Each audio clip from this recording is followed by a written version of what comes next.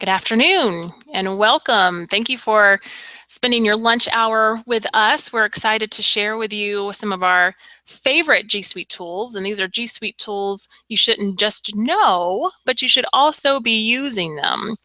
A lot of these tools that we're going to be sharing with you, we feel are a little underutilized, but still extremely beneficial and helpful. So hopefully you'll gain some new tips and tricks and ways to approach your business processes that will help you be a little bit more effective and efficient. We'll start out with introductions. My name is Katie McInerney. I am the training coordinator with the Office of Information Technology. I lead several Google workshops and also lead workshops on some general basic cybersecurity topics. We know those are pretty popular these days, and I can't let you go this afternoon without putting a plug in for two-factor authentication here at NC State. So stay tuned at the end of this presentation for a quick overview and some reminders regarding two-factor. Also joining us this afternoon is Don Schmidt. A lot of you may know him. He is our Google guru here at NC State. He has been with the university for several years. He was here through the transition to Google and has a lot of experience and wisdom and knowledge to contribute. So I'm going to be covering some of my favorite underutilized G Suite tips, and Don is going to follow up with some of his. So we're going to be splitting the session today. A very quick overview of our agenda. YouTube Live is the platform that we're using right now to broadcast this session. We are still a little new to it. We've done a couple sessions on YouTube Live.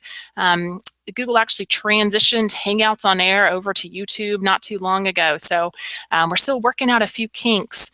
But if you have any feedback, we would love to hear how your experience went today.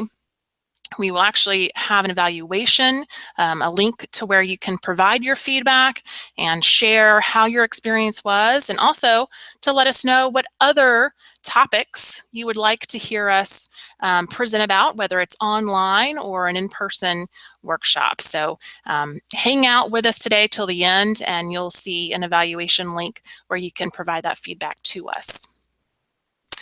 So I will provide a quick overview about how to use the platform and also how to provide questions that you might like for us to answer as we're going along this afternoon.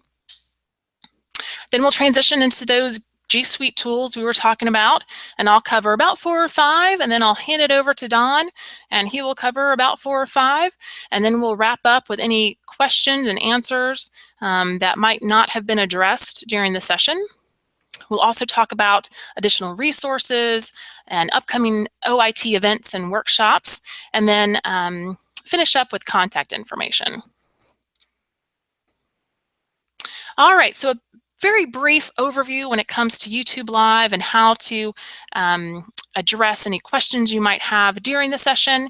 There is an active document that will be live during the event. So this is a Google Doc, and the URL can be found in the YouTube video description. So underneath the minimized video, you should see a description of the event, and within that description is a URL, and you can just copy that URL and open up a new window. That's probably the best way to approach it. So you can have the video feed live with our presentation, and then you can also have the Google Doc live. So if any questions come to mind and you need clarification on a particular slide or tool that we're explaining, please feel free to type in your questions in the Google document. We have a moderator who will be watching that document and will interrupt the presenter at that time if we need to provide additional information. There's also a slight delay from the time that we are actually demoing and presenting here on our end to the time that the end users will see and hear that information. So if there's a bit of a delay between the time that you type in your question and we address it, that might be why. And again, just a reminder about that evaluation link at the end of the slideshow. All right, so we're going to get started, and let's see what the very first G Suite tool is that we want you to know about and start using and implementing in your day-to-day processes. So the very first thing we're really excited to share with campus about is that we finally have NC State branded templates available in Google. So this is something that we've been asked about for a while. And University Communications actually offers Microsoft Office versions of university templates. And so now we have those available in Google as well, because we know a lot of people create documentation or communication using Google G Suite products. And so now we have a very easy way for you to use university brands to create those documents and communication pieces. So we do have templates available for docs, for slides, and for forms. And there's a few different ways you can access these templates. The first, which I'm going to demo in just a minute, is to log into your Google Drive account here at NC State. Click on the blue New button, and then choose to create a new doc, a new slide, or forms file, and then choose from a template. So a lot of the times you're probably going straight to create a blank document or a blank file. This time you'll actually choose from a template, and you'll be directed to the NC State template options for you to choose from. If you would rather visit the landing page directly for each type of Google document you want to create, so whether it's a doc or a Google Slides presentation or forms, you can go directly to those landing pages, and we have links. Once you have access to the slideshow, you'll be able to click on and be directed to those landing pages. And then you can choose from a template and see what the options are. But I'm going to actually walk through the process from Google Drive. Katie, yes. We have a question for you. It might be a good time to answer it. Okay. How difficult is it to create and deploy the templates if someone wanted to create their own? Great question.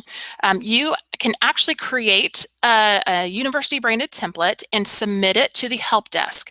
So right now they have to be approved before we can make them public or available across the domain. So once you set that up, you can use approved colors, approved images, approved logos from the university, and University Communications, I believe, is the appropriate department to go to make sure you are on brand with your file. And once that is approved, then you can send it to us via the help desk and request that we add it to the appropriate G Suite tool and to make it available across the domain. So there is a submittal and request process to do so. Great question. Again, it is a new process, so if you have any feedback about the templates that are available, or if you have any requests to add new ones, please feel free to communicate that with us and reach out to our team. We'll be glad to work with you. So from Google Drive, I'll show you very quickly how you can access these Google templates. Again, you start with that new blue button in the top left of your Drive landing page, and I'll briefly show you all of the different templates that we have available and how to find them. So if you want to create a new Google Doc from a template, you will click on the template option. It will take you directly to the NC State template page where you see 2 letterhead options available. And so I'm just going to click to open and create a new letterhead. And at this point, this is my own version. So I can take this and start typing my letter or my memo. You'll see that the brick is available here. And then you can just fill in your own department-specific information and move right along. So it doesn't, you don't need to create a copy of this. Once you click to open up that particular letterhead version or template, it becomes a brand new document in your Drive. All right, so that's for docs. I'll show you very quickly the slides options. Again, go to slides from a template. It takes you directly to the branded options. You'll see there's several different sizes and different versions available. So I'll click on one for you to see. And you'll see this has the left sidebar that's branded, and you can create different slide formats here. All right, so those are for slides. And then finally, we have 2 Google Form templates available to you. So under Forms, you'll see the bell tower option, which I think is really pretty. Nice view of campus there. And then I'll go ahead and show you the other. Sorry, I shouldn't have closed out. The other is a black and white and gray NC State brick. So if you want something a little bit more classic, this might be the option for you. But hopefully you will find these helpful. I know they've been requested for some time, and so we're thrilled that they are now available to you. Okay, so let's move on to the next tool that we wanted to share. This is a great time-saving feature that has been recently released by Google. This is where you can embed a chart from a Google spreadsheet into a Google Doc or a Google slideshow. I use this a lot, especially in our training team or in different committees or groups that you belong to. You might want to share out some data or some charts and graphs that are then used in various presentations and various documents. So you might have different staff members who need to have current information and current data to present. So this way, what you can do is take a chart that you've created out of data within a Google spreadsheet. You can embed or insert that chart in a Google Doc or a Google slideshow. And as the data changes, the chart will also update and will notify the end user if there is new information to display. So there are steps included, just very brief steps included right here on the slide, but I want to demo this process for you. I think it's a little bit easier to understand and comprehend when you see it. So bear with me. We have an example Google slideshow. Oh, and I did not delete this, so pretend you're not seeing me delete that. Let's say we're creating a slideshow that we're going to be using within our training team. So several presenters and several trainers may need to demo or display this data and this chart. All we have to do when we're creating our slideshow from Google Slides is go to Insert, then select Chart, and we're going to insert a chart from a Google Sheet. So from this particular window, it will let you search through all of your Google Sheets. You can type in part of the name and have it search and find results for you. So once you locate the Google Sheet where your chart lives, you can highlight that particular sheet and click on Select. It will show you all the different charts within that Google spreadsheet that you can choose from. So we want to choose this one right here. And it's very important to make sure you check the box Link to Spreadsheet. So this is going to allow any updates to the data to communicate out wherever the chart is being used. So make sure to link that and then import. All right, so there's the chart that we wanted to incorporate in this particular presentation. And from the chart itself, you can unlink. So if you don't need that data communication back and forth, if you just want to use the chart as is, you can always unlink this from the Google Sheet. You can also pop out and open up the Google Sheet where the data lives. So if I wanted to come out to the data and maybe make some changes, let's see what happens if I change one of these colors.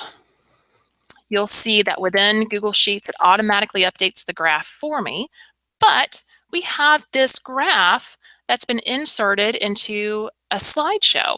So if we go back over to that Google Slides presentation, you notice there's an update button.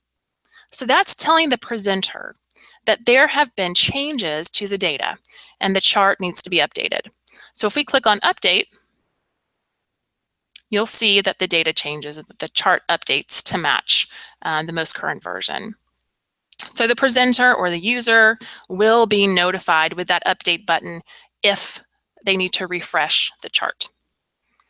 So this is great, again, if you're working with a lot of people, have a lot of colleagues who are presenting information and the data is constantly changing. This is a really good way to keep that data consistent and that message consistent. All right, so we will close out of that. And we do have additional resources if you want to take a deeper dive into this particular feature. There are links available to you to click on and do a little bit more research. Prefilled forms. This is the next G Suite tool that I wanted to share with you today. Another one of my favorites that I don't think a lot of people know about, or they understand how they can use it in their particular role for various purposes. So prefilled forms allow you to pre-populate fields in a Google form. So this might be helpful for various reasons. Maybe number one, you want to save time for your users. So you want to go ahead and fill in answers that you know will be consistent across the board, right? So every user who's going to be filling out your form will have the same answer for X question. So as the creator of the form, you might as well go ahead and answer that for them. It will also allow for consistency of responses. Maybe you're going to be sending a form out to all of your students who took a particular class, and you're asking them to enter in the class that they took with you. Well, you're probably going to have a variety of answers in that class field. Maybe you're looking for a particular format or a particular way that you want the students to enter in what class they took with you, and you're going to get a variety of formats for that one particular answer. So it might be easier for you to go ahead and pre-populate that answer so the students won't enter in variety of answers and formats for you. So there's a variety of ways and reasons you might use this. The training team within OIT, we actually use pre-filled forms for our evaluations. So I talked earlier about how we do have an evaluation for this particular session, and you'll notice when you click on the link to the evaluation that we have pre-filled the class name for you, and we have pre-filled the instructor name for you. And I believe the date might also be pre-filled for you. So we're saving you time there because we know everyone who fills in that particular form will have the same answers for those fields. So again, I've incorporated here a few quick steps for you to reference later, but I think it's helpful to see this in action. So I'm going to walk you through how to create a pre-filled form. So we have already created kind of a sample form for you here. This is a project or a survey that we're sending out to students, and we're going to be gathering information from these students. So the first is about their instructor. Who is their instructor and what is their student status? So if we're going to be sending this particular form to freshmen only, then it's pretty obvious that we want to go ahead and fill in or pre-populate their student status question. So everyone who's going to be filling out this particular survey will be a freshman, and all freshmen have the same instructor. So we know these two questions we can go ahead and populate for our users. So in order to do that, once you have your questions set up in your form, you can click on the More menu in the top right-hand corner and choose Get Pre-filled Link. And it will prompt you with some instructions at the top. So the forms portal tells you answer questions you want to pre-fill, and then scroll to the bottom and click on Submit. Once you have answered your questions and click Submit, it will generate a custom URL that will display those pre-populated fields. So let's go ahead and fill out those fields that we wanted to answer for our students. So we know the instructor's name is the same. So we're going to say Katie Teacher is the instructor's name, and this survey is going out to all freshmen. So we've pre-populated and pre-answered both of these questions. So now we can scroll to the bottom, click on the Submit button, and you'll see at the top it's generated a custom URL. So we can copy this link, and then we can send this link in an email to our students, or put it on our website. wherever we want to send users to find this location, or however we want to communicate with our users regarding this survey. And then once they copy and paste or click on the link, it will take them to the form. And you'll see here that the field for instructor name is completed and that the field for student status is already selected for us. So that's definitely a time saver for the end user, and again, it will help out with consistency on my end as the form owner. One note here that I do want to share with everyone is that users can make changes. So just because you have pre-filled that field doesn't mean they can't go in there and type something else or change the answer. So it's not hard-coded in there, but hopefully students will see that the answer is correct and we'll move on to the next question. We haven't seemed to have any issues with people going and changing answers. They're just happy to know that they don't have to fill in another field. So they move on to the next one. But please let us know if you end up using this tool, or if you run into any issues. Our trainers will be glad to help you out. And again, additional resource that will provide more information about this particular feature. All right, let's talk about how to copy and clear text formats in G Suite apps. These two features, I think, are extremely beneficial if you are formatting text in a document, if you are formatting text in a slideshow, in drawings. What am I missing? Sheets, I think it's also available in Sheets. But these two features are pretty much consistent across all of G Suite. So you're going to see these icons on a regular basis. The first is copying format. It's also known as the paint format feature. And the icon looks like this. So it's a paint roller, and it allows you to easily copy text formatting from one part of your document to another. And I'll show you what that means in just a minute. The second format option and tool I wanted to talk about is clear formatting. So this allows you to clear out any text formatting and restore that text to the default settings. And that icon looks like this. It's a T and an X, and that basically represents clearing out that text formatting. A few steps are available for you on this slide as well, but let's take a look at our example document and we'll actually show you and demo how these tools work. Okay, so we have this practice document available, and let's say I wanted to customize the formatting in the first sentence of each of these sections. So I'm going to highlight the text that I want to apply my formatting to. And I'm going to add a highlight, and I'm maybe going to change the text font color to white. Maybe I'll make it bold. I'll make it bigger so it stands out a little bit. All right, so I've just taken time to edit this text formatting, and I want to apply this same format to the first sentence in each section of this document. So instead of having to go through and making the changes individually one by one, what I can do is use the paint format tool. So you'll see up in the toolbar section, up in the top right, there's the paint format button.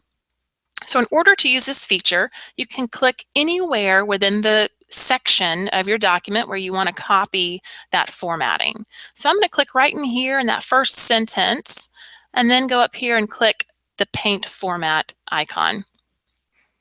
All right, so now what Google Docs has done is it's copied everything within where my cursor is located. So it's copying all of those changes I just made, and then I can scroll down to the first sentence in the second section and highlight that sentence, and then click on my mouse button or take my finger off my mouse button, and you'll see that it applied that same text formatting to that first sentence. So I don't have to go in and make all the format selections over again. I can simply click in that section, choose paint format, find the next sentence I want to apply to, and just click right there. So it's a very simple process, and it saves you a lot of time. So now on the opposite end of that, maybe you want to clear up and clean up some of your formatting in your document. Maybe you've been surfing the web and you're copying a lot of content from different web pages or different articles or blog posts, and you're pasting them all within your document, and you have this mismatched formatting going on, and it's, it's all over the place. And you just want to clear it up, start from scratch, and then try to customize the look of your text from there. So let's say I want to undo, or I want to clean up this first sentence. So maybe I change my mind and I want to go back to the default, but I can't remember what the default is, or I don't want to spend the time to click on all the font formatting buttons. So I can simply highlight the section within my document and click on that clear formatting icon up in my toolbar over on the right side.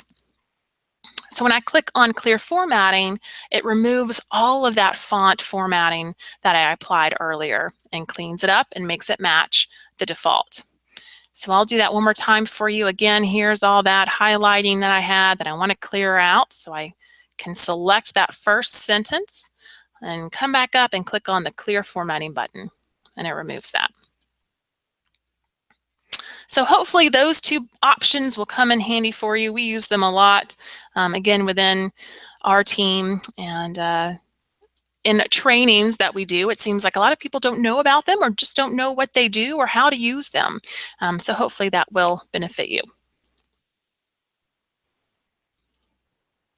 All right, so let's move on to action items. Action items can be found and utilized within docs, slides, sheets, and drawings. And basically, you can assign tasks to yourself or to other people while you're collaborating in these particular apps. So some of you might be familiar with commenting. Action items is somewhat new. I believe it was released last year sometime.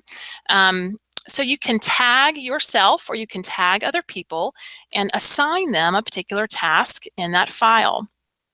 One example of how our particular group uses action items is within meetings. So we crowdsource our meeting minutes, which is a huge time saver in its own. But if a task or if a particular item needs to be addressed by myself or by a colleague, we will highlight that task or that bullet point and click on the comment icon, tag that individual, and assign them an action item. Once someone has an action item assigned, they will receive an email notification to their inbox letting them know that someone has tagged them for a particular purpose in a document. And then it will provide them a link to the document so they can see what has been assigned. Once the item has been completed, the individual user who was assigned can check it off as being completed, or the person who set that up or assigned them the task can also complete it for them. So we use this heavily. It's a great time saver. It's really helpful if you use your inbox to track your to-do list, which is what I do. I go through all of my emails and make sure I have everything checked off. So that's how I track a lot of my assignments and tasks. So I really enjoy getting that email notification. But let me show you how it works real quick. So we'll go out to this practice document. And let's say we're reading through and we see a particular topic here. So this says, learn more about editing Office files. I might not be the subject matter expert on how to edit Office files. And I want someone else on my team to take a closer look at this section to make sure I've documented the information accurately. So I can highlight this particular part of my document and you'll see there's a comment button that appears. So I can click add a comment. And maybe I know my colleague Jonathan is an expert on this particular topic. So I want him to take a closer look. So I am going to type in Jonathan's name. But you can do that by typing his name, or you can start out with a plus sign and then enter the individual's email address or Unity. and it will automatically pop up their email here. And then I can go on to ask Jonathan or to provide him with more information about this particular topic. So what do I need Jonathan's help with? So I'll say, Jonathan, can you please review and confirm this section is correct? And then I can check Assign to Jonathan Green. And it will let you know the assigned person will be notified and will be responsible for marking this as done. So I can click on the Assign button, and it will let you know right there that it has been assigned to Jonathan. And once he has completed the action item, he can check that check mark off and mark as done. And then it will hide the discussion. Now, if you need to edit your comment or edit the action item, you can click on the More menu. You can edit, you can delete, you can even link over to this comment. So maybe you're chatting with Jonathan right now in Google Chat, and you wanted to link him straight over to this comment. You can grab a URL and just paste it right in your chat box if you wanted to. But once it's been marked as done, it will hide the comment. So that is just a very quick walkthrough of action items. I hope you will find that helpful and be able to use that in your role. All right, so the next topic we're going to discuss is Google Plus collections. So Google Plus seems to be a new world for a lot of people. Google Plus is Google's approach at social media. And it's been around for a while, and Google has kind of changed their mind a little bit about how to roll this out and how to approach this particular tool. I personally really enjoy Google Plus. It's different from your typical social media options because you don't necessarily have to be a friend of someone's, or you don't have to be accepted or granted permission to follow them. It's up to the owner to determine the visibility of their post. So I can go out on Google Plus and I can search for information about all kinds of topics and categories and things that I'm interested in. And it's a great way to network. It's a great way to find new information and just really reach out and connect with people that you might not be able to on a regular basis or in a normal face-to-face way. So I do really enjoy it. And collections, what this allows you to do is to create a group of posts that focus on one particular interest or topic. So I can have my own Google Plus profile, but I can have a collection where I post articles or links or updates just about one particular topic. So if someone is following me on Google Plus or circled up with me, but they also want to get updates or to see what I have to say about a particular topic, then they can just click on that collection and browse through. And all of my posts don't all get kind of cluttered up together. So let me show you real quick a little bit about Google Plus and collections. So just a quick note before we jump in. You will have to set up a Google Plus profile with your NC State account if you haven't already. And when you go to Google Plus, you can either go straight to plus.google.com or you can find Google Plus in your Google Grid. But if you don't have a profile, it will request that you fill out some personal information and create that profile. Before we jump into collections, a lot of people ask about privacy when it comes to Google+. And you have the ability as the profile owner to edit your privacy settings on posts, on images, on location, on personal account information. So let me run through very quickly where you can find those settings. Once you have that profile created, over on the left-hand menu, you can click on Settings. And here are some general permissions on photos and videos and profile and stream. It goes on and on and on. So you really do have a lot of privacy options available to you from the settings page. One other place I want to direct you to is the profile menu option. So again, over on the left-hand menu, click on profile. This will dig you even deeper into some privacy options, but you can click on edit profile. And number one, choose if you want all of your communities and collections to be shown or not to those individuals who may follow you or be circled up to you. So you can choose which ones you want to display. And then as far as your personal information and about me data, if you click on this eye with a circle, you'll see it says about me. This is where you can dig even deeper into what you want displayed about who you are. So where you work, your gender, your birthday. You can click on the plus button to add education, work history, a little bit more about yourself. So you really do have the ability to maintain privacy if you want to and hide a lot of this information, or you can make it public, but you have that control. So I just wanted to get that out of the way since we do have a lot of questions about privacy when it comes to Google+. Okay, so now let's talk about collections. Again, back over on the left-hand menu, you can click on the collections option. It will default to your collections. Before we go there, let's chat about featured. Featured is the first tab that you can choose, and this is where Google will suggest collections that you might want to follow. So you'll see, based on some of the posts that we've read or some of the things that we've posted out on our profile, it has suggested a few options here. Maybe you like photography or you like humor or social media, whatever it might be. It's kind of suggesting a few collections here for us. You can also do a search. So let's say you really like to cook. Let me do a search for recipes. It will provide results for collections, communities, people, and pages. We're not going to go in depth into all of those quite yet, but next to collections, let's click on more.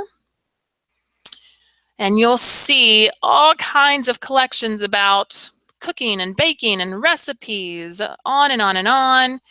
If you haven't eaten lunch yet, I bet this is going to make you even more hungry and ready to find something yummy for lunch today. So we'll just click on best 5 ingredient or less recipes. That's right up my alley. So you can just scroll through and see what's available to you. So some you will have to follow, but this is a public collection, so you can come out here anytime and see what they have posted. If you follow them, you will get notifications and updates when there are new posts. So that's the benefit of actually clicking follow. So let's go back to our menu and click on collections again. Now, if you do follow collections, you can click on the following tab and see the collections that you are following. So you can get to them very easily. If anyone in your circles who you've circled up with or who you're in a group with or who you're following has additional Google collections, you can see what those are and whether or not you're following those. And then finally, you also have the ability to create a collection. And you might want to create a collection regarding events that you have coming up, or about projects that you're working on, or just certain topics that might pertain to your job or your department. So it's very easy to create a collection. You simply click on the Create a Collection option. You give it a name. So I'm going to duplicate one that we've already done, but this can be New Google Tools. And you can choose the visibility. So by default, you'll see that it will be public. And if it's public, it will show up in search results. So if someone is searching for Google collections, it will pop up in those results. You can, however, only allow individuals who have an NC State account to view that collection. You can also make it private only to your circles or only you. You can have an extremely private collection just that you can see and kind of collect posts for your own personal access, or you can customize individuals who can have access to this particular collection. For today, we're going to keep it public. We can also add a tagline. So latest and greatest Google tools, and then click create. You have the ability to change that collection profile image. So if I wanted to pick a different image, Google has them available for me, or I can upload a photo or an image that I have on my computer. You can also change your primary color for your collection, and then click on save. And so now we have created our collection, and we can click on the edit button at the bottom right-hand corner to add new post. So welcome to my new collection.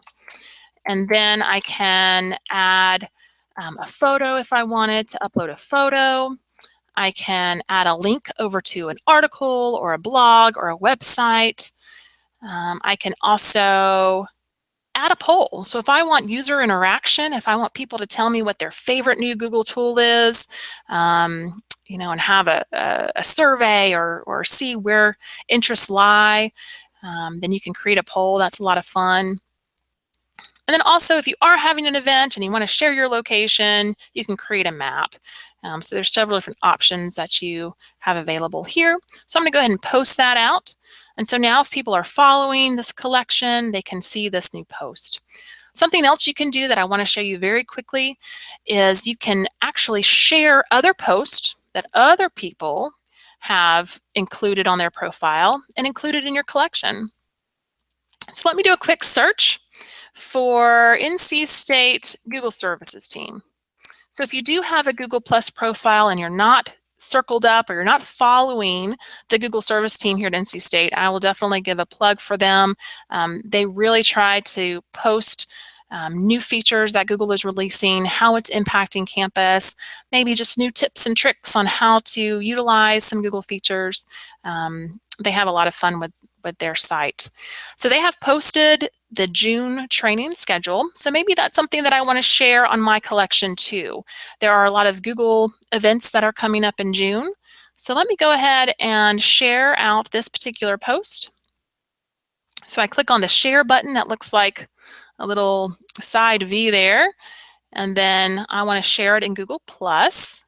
And you can choose which collection or where you actually want to share that particular post. So we're going to choose the new Google Tools collection that we've created, and we can add our personal thoughts. So great workshops coming up in June, and then click on post. All right, so I can share out multiple posts.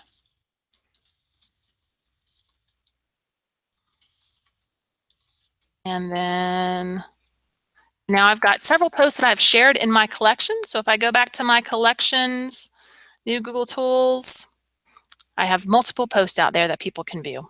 So they only have to follow my collection and they can get all kinds of information just on that particular topic. There is so much more to Google+. We typically offer workshops in the fall and the spring. So hopefully this maybe has whet your appetite. If you're not really sure what Google+ is, feel free to go out there and explore and see what you can find and share back with us on your thoughts. We would love to hear what people think about Google+ and how we can start utilizing that a little bit more here on campus.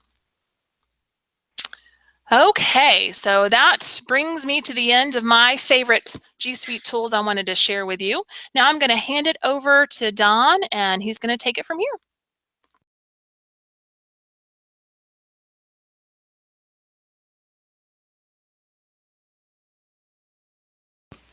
Thank you, Katie. Now let's look at a few things that I think might be helpful to you and make you a little more productive and learning more about G Suite applications. The first one I want to talk about is your Gmail inbox options. The problem is we all have a hard time finding stuff in Gmail. Where's that mail? Where's that stuff? All that, where I put it.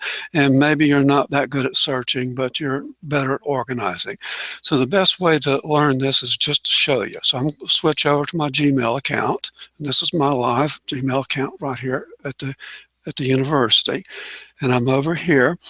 And everything that's normally presented to you in your Gmail is in chronological order, with the newest at the top and the oldest at the bottom.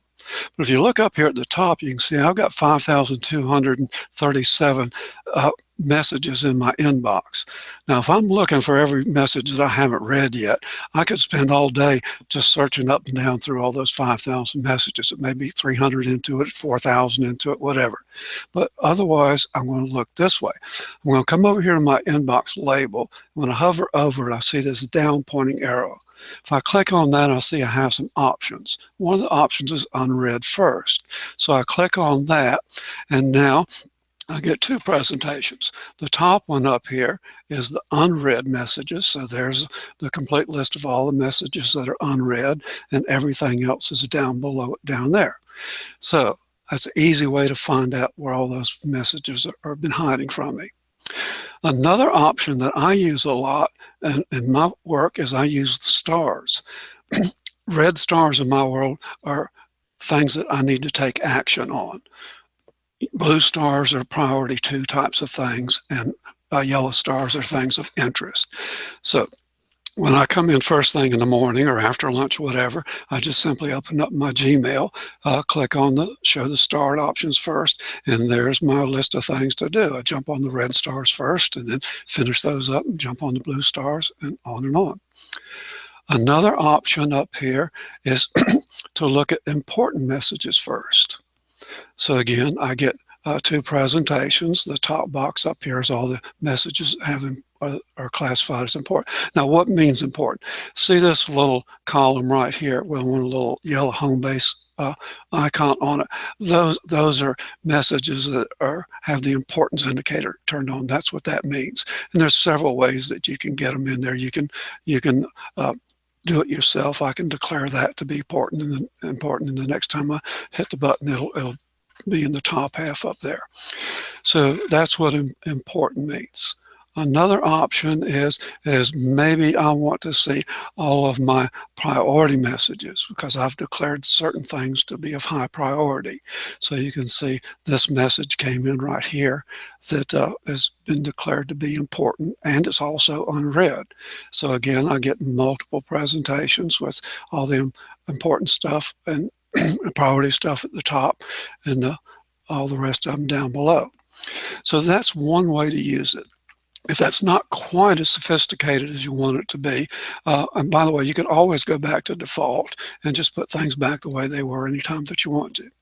You can come up here to settings and go to your Gmail settings and go to your inbox options, and you'll see I've got the same 5 options up there, so I can set it from up here if I want to, yay or nay. I also have the options down here of setting up my tabs across the top of my email landing page up there. Another thing that you can do is if you don't like those important indicators, or some people it just drives them crazy, you can just turn it off and say, I don't want to see it all anymore, so I just want to disable that service altogether. Another thing that you can do is when you come up here, if you select one of these options, you'll get more options up here, so you can set up some of your own criteria, how many messages to show, how long to show them for, and how to customize your inbox, that kind of stuff. So for each of these different categories, you'll have different options for how you might want to declare things to be important or unimportant or that type of thing. So just a quick little tool there to help you go back and view your messages in different formats. Moving on, next thing is capitalization. In our text editing, we often want to capitalize things. We have choices through the text editor to use all lowercase, all uppercase, or title case. And title case just means the first letter of each word is capitalized.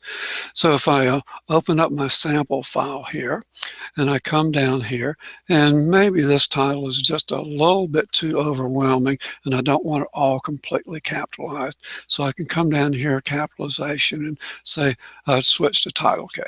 So that's not quite as overwhelming as others.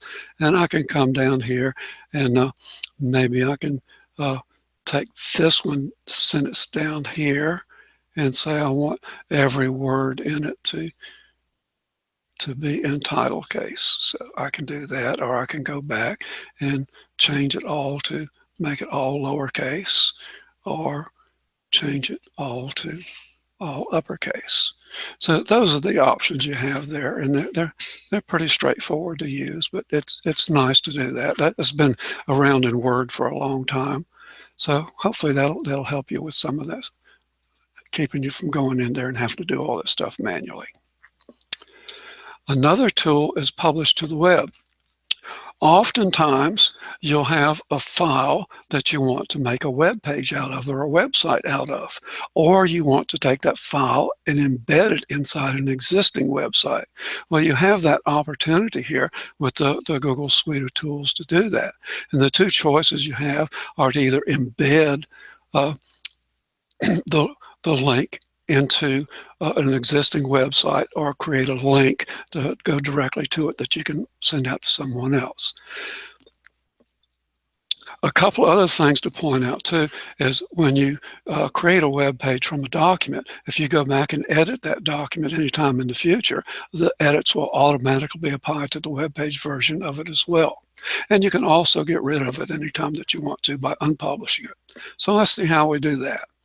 Again, we'll open up our sample document, and here we go. And for some reason or other, I want to make a web page out of this because I don't want people in my file, in my editing my document, stuff like that. I just want them to see it out there on the web. So I come up here to File, and I click on Publish to Web, and I get my two options, whether or not I want to create the link to create a web page out of it and get the link to it, or if I want to embed it. So, well, first time we'll just do the link. So I'll just select the link option, click on Publish. It says, yes, I do want to publish it. There's the link.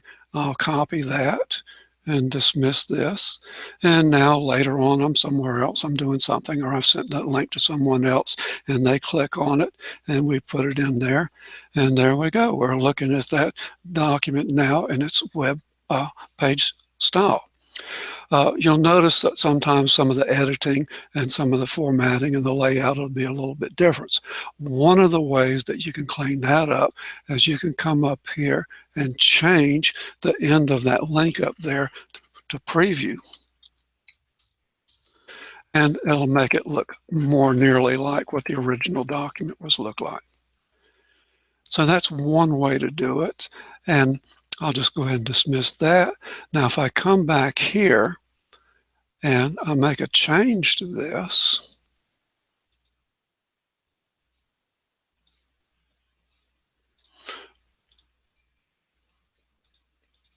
and it's out there now, and I'm finished with this document, then next time I come out here and look at it, and I click on refresh, it doesn't happen automatically all the time. Sometimes you have to wait a few seconds for it to show up. So we'll come back and look at that in a minute. Now, the other thing that you can do is you can come over here and publish to the web.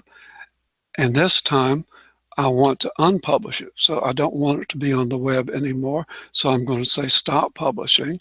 And I just click the stop publishing button, and it removes the web page or the website from the web, and it's no longer available. So let's see if we try to go back out there. It's there, and if I hit refresh, since it was what we were looking at was my cached version of it, so now when I get a fresh version of it, it won't be there anymore. And the third thing we want to cover is when we publish to the web, if we do the embed option and we click on publish, we will get the code that we need to use in your web tool. So if you or your web developer needs the code to embed this document or this file inside your website, then you just simply copy this code and you open up your web tool, whether it be WordPress or Dreamweaver or whatever web tool that you use, and you go to the location in your website, and then you open up your editor and you paste this code right directly in there, and your file now becomes embedded inside your website. And again, if you make any changes to the original document, they'll be reflected out there on the website as well. So that's a little bit on how we can publish things to the web.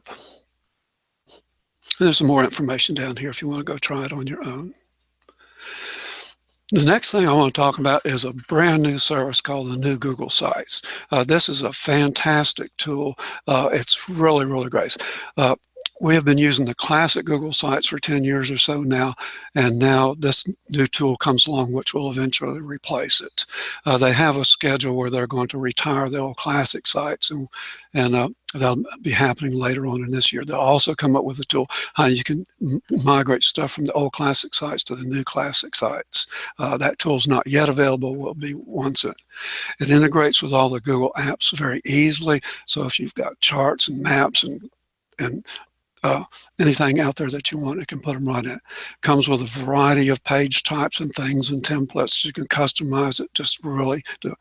And simple user interface. It really ought to say ultra simple user interface. It's just great. And although it's in its first iteration now, they've just in the last couple of weeks, they've made 2 additional changes to it already, or improvements to it, and more will be coming along all along. It also takes care of all your mobile device stuff for you. So very, very quickly, and I'm just going to tease you with this a little bit because we're getting a little bit short on time. How do you do it? You simply go to sites.google.com and /new to get the new versions of it. It brings you out to your new Google Sites, and if you have some already created, it's out there. If you want to create a new one, you just click on the plus sign over there. It opens up the editor. It brings up and you can give it a title.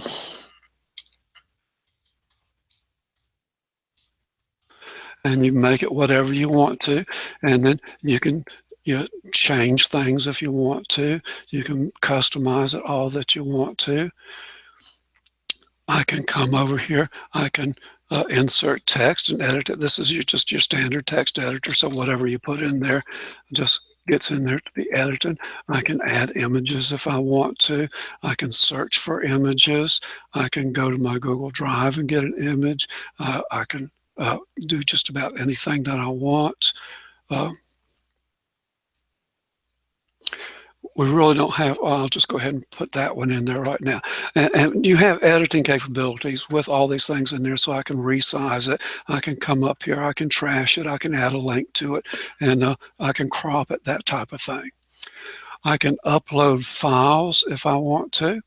So if I come over here and if I have a file that I wanted to upload, I'll just select this image right now. You can see that's uploading that, and that's in there. If I want to, I can bring my calendar over. So if I select the calendar option, I can go to my business calendar here at the university and insert that. And there it is. I look at it in the live view up here. So I'm previewing live view. If I want to switch to the week view, the month view, or the agenda view, whatever. If I wanted to go out and add something or change something on my calendar, I can just get to it right there. And then off we go. Down here at the bottom, I said it takes care of all the other sizing for you. If I click on this, this is how people will see it if they're looking at it on a smartphone. This is how they'll see it if they're looking at it on a tablet. And this is how they'll see it if they're looking at a large screen. And I can get back to my edit mode anytime that I want to. So that is just a real quick little teaser on the new Google Sites. We've got a class coming up soon, so hopefully we can get your interest in that. Another thing we can do is we can create a calendar event from Gmail. So again, if I go back to my Gmail account, and here's something that Katie asked me to do. So she wants me to do something. Instead of doing it the traditional old way where I take this and cut and paste it and go to calendar and paste it in there, all that kind of stuff, I can just come up here to more and say create event. And it opens up my Google Event Calendar editor, and I can do whatever I want to. See, it's nice and neatly moved everything from the body of the message over. Now, I do have to offer a couple of cautions here. When you do that, the name of the event will be whatever was in the subject line of your email. Also, the date and time will be the timestamp from the email. So if I don't want it to happen, if the email came in yesterday and I'm setting up this calendar event, I don't want it to be then, I would have to go there and change it. So if I want this to happen on Friday, I would do that. If I want it to happen in the morning, I would go up there and change whatever.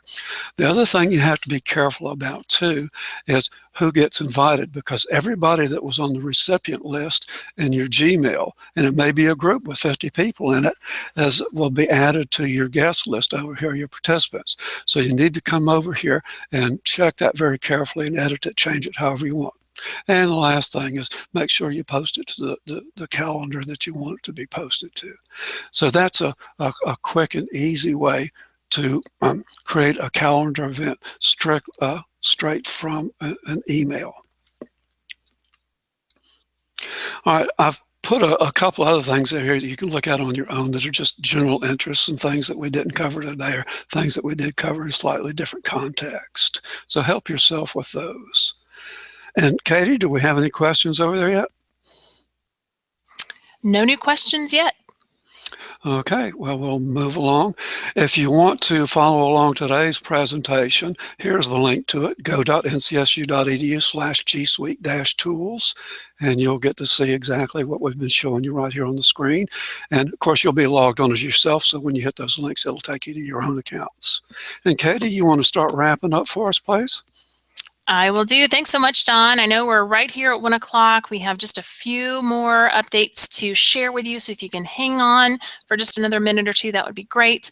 Don just shared with you what the Go link was to the slideshow that we're using. You can also get there from the Q&A document. I went ahead and added a link to the presentation slides on the Q&A document as well.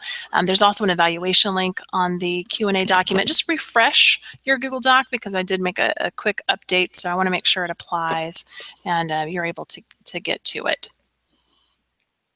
As far as new features and enhancements we wanted to share with you, if you haven't heard already, there will be an update to Hangouts, your Google Talk, or the old chat in your Gmail inbox.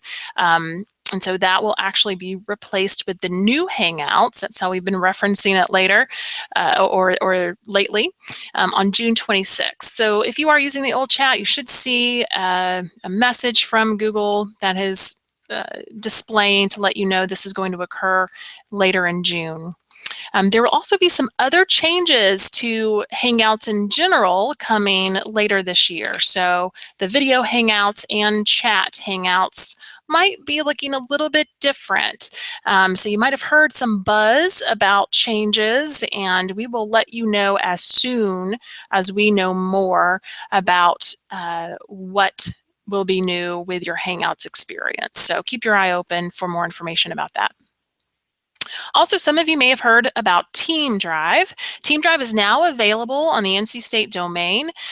Team Drives can be created on request basis only right now. So we're still trying to learn a little bit about how Team Drives work and how they differ from My Drive and use cases and best practices and all of that. So we're trying to monitor Team Drives and the creation of those right now. But you can click on that link from the slideshow. It will take you directly to the Team Drive overview and request form. I do highly encourage that you read through some of these notes and features before you request a Team Drive. The biggest difference that we can tell you is that Team Drives, the files and the folders will be owned by the organization, not by the user. So if you do have a lot of people who are coming and going in your team or in your group, and you've set up a team drive for an event or for a committee or for your staff, as people come and go, the files will remain. So that is a huge benefit when it comes to team drive. There are some limitations to permissions and to sharing. So those are the things that I want you to read through and be familiar with, and also make sure no one else in your group has already requested a team drive. We don't want to have duplicates out there. It can be very confusing to end users if there's two exact team drives out there. So please keep that in mind and talk to other folks on your team before submitting a request. We will have a YouTube Live event on Team Drive in August. Google Keep is also a very new core app to G Suite that we wanted to share with you. This is a new way to keep track of notes and ideas, and you can access it through the web. You can also download an app on your mobile device, and you can type in notes on the go.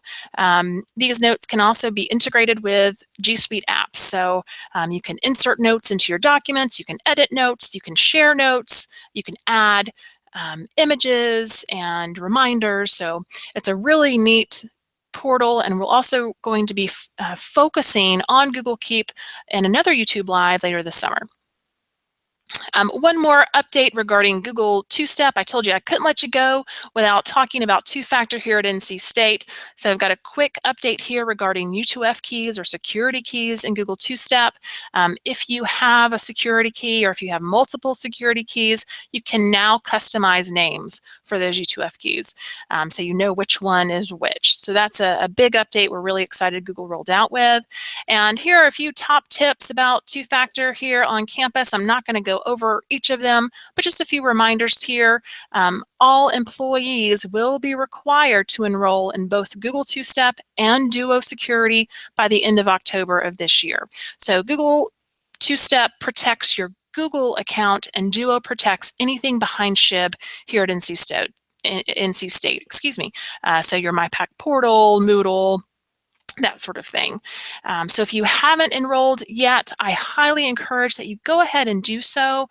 We want to encourage folks to go ahead and enroll now and not wait till the last minute and have to be in a long line of help desk queues, right? So they're at the end of October.